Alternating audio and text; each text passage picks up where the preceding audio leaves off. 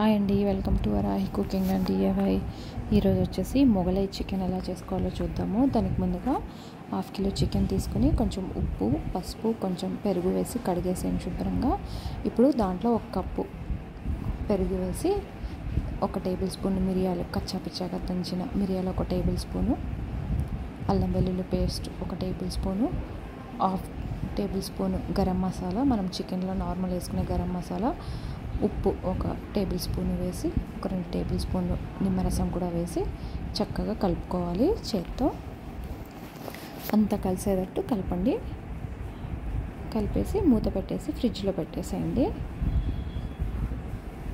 1 గంట ఫ్రిడ్జ్లో పెట్టేసేయండి. ఇప్పుడు పొయ్యి మీద మూకుడు పెట్టి దాంట్లో 2 టేబుల్ స్పూన్లు ధనియాలు, 2 టేబుల్ స్పూన్లు జీలకర్ర మీడియం ఫ్లేమ్లో పెట్టి చక్కగా తిప్పుతూ మాడుకోకుండా వేయించుకోవాలి. 3 యాలకులు, సోంపు 1 టేబుల్ స్పూను, అనాస పువ్వు 2, 1 నల్ల యాలుక్కాయ,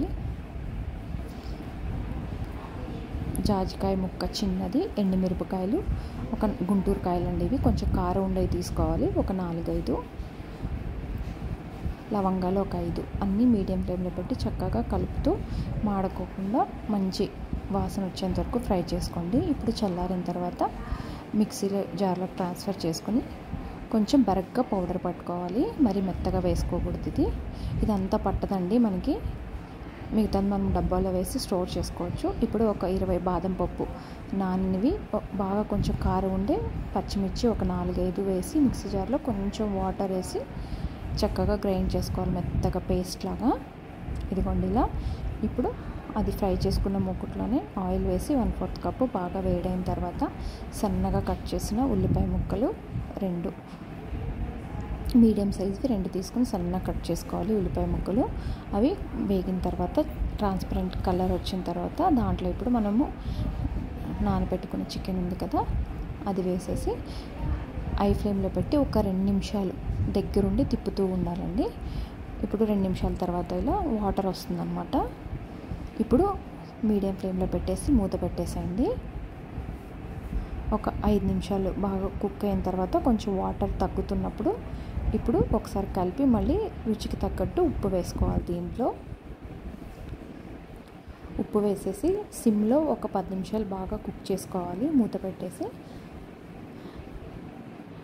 ఇప్పుడు 10 నిమిషాల తర్వాత మనం ఇందాక గ్రైండ్ చేసుకున్న పేస్ట్ ఉంది కదా, అది కూడా వేసి ఒకసారి కలిపేసి మూత పెట్టేసేయండి. ఇప్పుడు దగ్గరికి వచ్చేంత వరకు కుక్ చేసుకోవాలి, అంతా చిక్కపడేంత వరకు. ఇప్పుడు మనం ఇందాక రెడీ చేసుకున్న మసాలా పౌడర్ ఉంది కదా, అది 2 టేబుల్ స్పూన్లు వేసుకోవాలి. మిగతాది మనము డబ్బాలో వేసి స్టోర్ చేసుకోవచ్చు. అంతా ఒకసారి కలిపేసేయండి. కూర అంతా చిక్కపడిన తర్వాత 1/4 కప్పు ఫ్రెష్ మీగడ వేసుకోవాలి. వేసి బాగా కలిపేసేయండి. కలిపిన తర్వాత పొయ్యి ఆఫ్ చేసేసి దించే ముందు కొత్తిమీర వేసి సర్వ్ చేసుకోవడమేనండి. తప్పకుండా ట్రై చేయండి. ఇది రోటీలోకి, నాన్లోకి, చపాతీలోకి, రైస్లోకి అన్నిటిలోకి బాగుంటుంది. ఎలా ఉందో కామెంట్ సెక్షన్లో తెలియజేయండి. అది మాత్రం మర్చిపోవద్దు. సబ్స్క్రైబ్ చేయడం కూడా మర్చిపోవద్దు. నెక్స్ట్ వీడియోలో మళ్ళీ కలుద్దాం. బాయ్ అండి.